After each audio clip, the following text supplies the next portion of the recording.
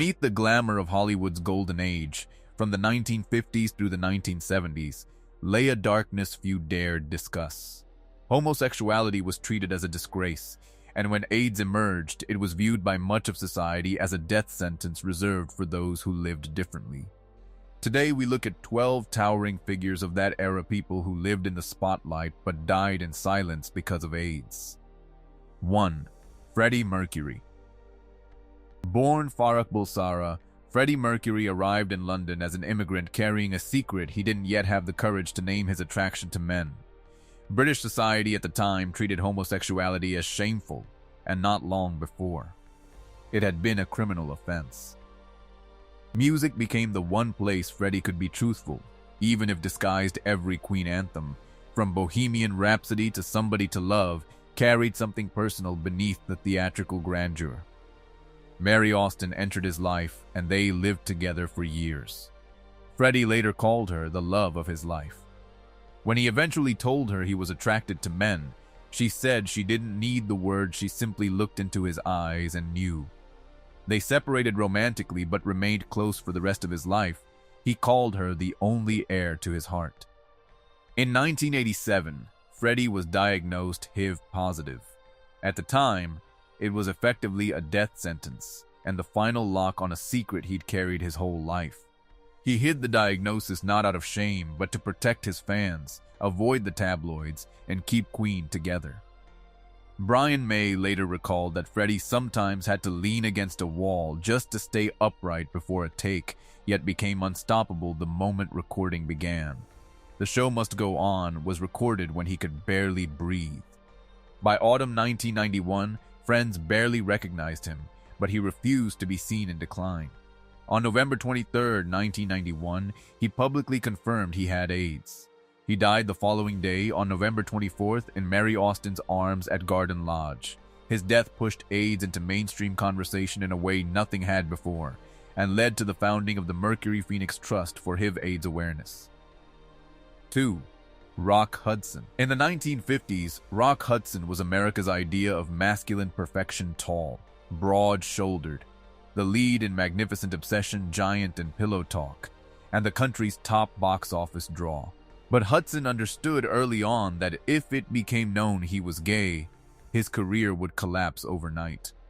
Universal Pictures controlled his image with extraordinary tightness. Any photo or friendship that could raise suspicion was suppressed. Hudson maintained relationships with men, but always in secrecy, never able to be seen publicly as a couple. When rumors began circulating, Universal arranged a hasty marriage to Phyllis Gates in 1955, which collapsed after 3 years. But the public performance continued. By the early 1980s, his health was visibly declining, and he was diagnosed HIV positive but stayed silent, as AIDS at the time carried enormous stigma. In 1985, he appeared at a fundraiser with Doris Day looking shockingly frail, and on July 25, 1985, it was announced he had AIDS. He died on October 2, 1985. His death is widely credited with prompting America's first serious public conversation about HIV/AIDS, spurring research and awareness efforts. 3. Anthony Perkins. Before Psycho, Anthony Perkins was a soft-spoken young actor with a promising future. After playing Norman Bates in 1960, he became a star, but also lived with a secret 1950s and 60s Hollywood would never tolerate. He loved men, and his most significant relationship was with actor Tab Hunter, conducted in near total secrecy. The pressure led Perkins to undergo what would now be considered deeply harmful conversion-style treatments, attempting to change who he was for fear the industry would discard him. He later married photographer Barry Berenson, and they had 2 sons. In the late 1980s, his health began to decline. According to reports, news of his HIV diagnosis reached the press before he told even his closest circle. He reportedly learned the story had broken via a tabloid headline. He kept his illness private from the public and, for a long time, from his sons, with only Berenson by his side through it. Anthony Perkins died on September 12, 1992, at age 60, officially from pneumonia related to AIDS. In a tragic coda, exactly 9 years later, Berenson was a passenger on American Airlines Flight 11 on September 11, 2001. 4. Burt Lancaster. In the 1950s, Burt Lancaster was Hollywood's image of the rugged, decisive American man. Before stardom, he'd been a circus acrobat, and rumors of bisexuality circulated around film sets from the late 1950s onward, rumors the studio system worked hard to suppress. Lancaster was known to fiercely protect his privacy, reportedly threatening legal action against any publication that hinted at his personal life. When he died in 1994, official records cited a stroke and heart disease. Rumors linking his death to AIDS have circulated among film historians, though his family denied any connection. And the matter has never been definitively settled, a reflection of how much of his private life remained, by design, undocumented. 5. Liberace. Liberace built his career on spectacle, feathered capes, jewel-encrusted pianos, and an image as a charming entertainer adored by women. In 1957, when a British newspaper implied he was gay, Liberace sued for libel, swore on the Bible in court that the suggestion was false, and won the case, homosexuality allegations being treated as serious defamation at the time. In reality, he lived for years with a much younger partner, Scott Thorson, whom he publicly described as his chauffeur or assistant. By 1986, Liberace was visibly unwell, losing weight, coughing persistently. When he died on February 4, 1987, his family initially announced the cause as heart failure. Under pressure from the press and public health officials, an autopsy was conducted, and the coroner's report confirmed the cause as pneumonia due to complications of AIDS, a revelation that stunned the public given the image he'd spent decades constructing. 6. Denholm Elliott. Denholm Elliott was a respected character actor familiar to American audiences as Marcus Brody in the Indiana Jones films. He was bisexual at a time when even a hint of it could end a career, and lived a carefully divided life. Warm and professional in public, private relationships with men kept entirely hidden. In 1987, Elliott was diagnosed HIV positive. Rather than retire, he kept working using dark glasses and longer coats to mask his declining appearance, but pulling himself together fully once cameras rolled. He died on October 6, 1992, at his home in Ibiza. His death certificate listed meningitis, understood to be AIDS-related. BAFTA later established the Denholm Elliott Award in his honor. 7.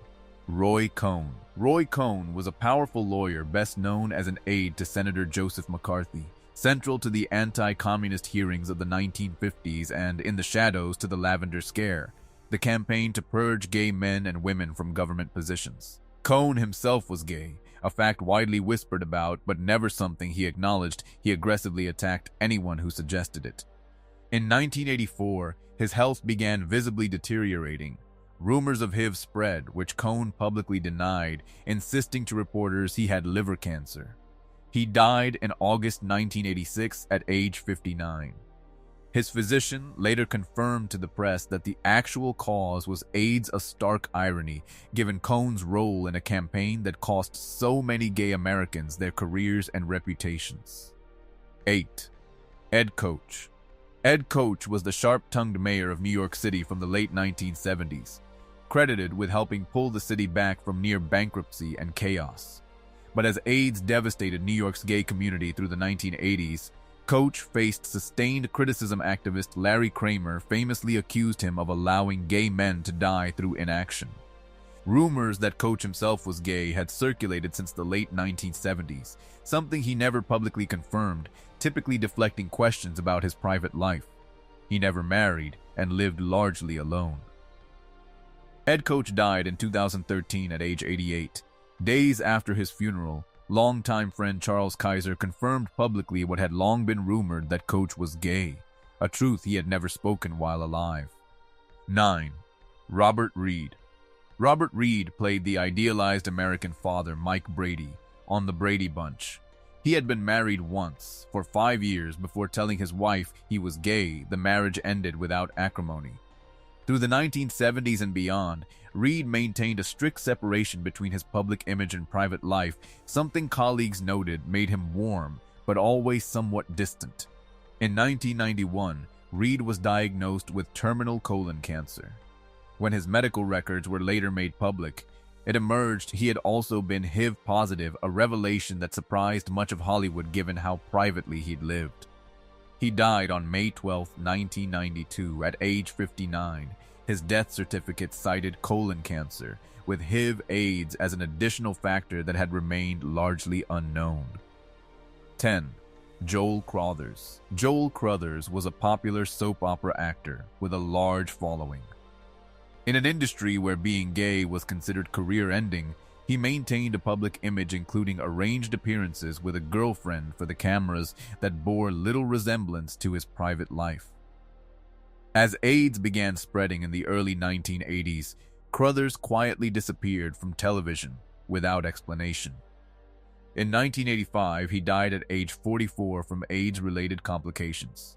There was little public acknowledgement at the time. Reports were vague, often describing it only as a long illness, reflecting the broader industry reluctance to associate any name with the disease during that period. 11. Ondrej Nepela. Ondrej Nepela was a dominant figure in figure skating in the early 1970s, European and world champion multiple times, and Olympic gold medalist at Sapporo in 1972, celebrated as the embodiment of disciplined Eastern European athletic excellence. Within the Soviet sporting system of the era, homosexuality was treated as both a moral and political offense, meaning any personal relationships he may have had remained entirely undocumented and private. By the late 1980s, his health declined sharply.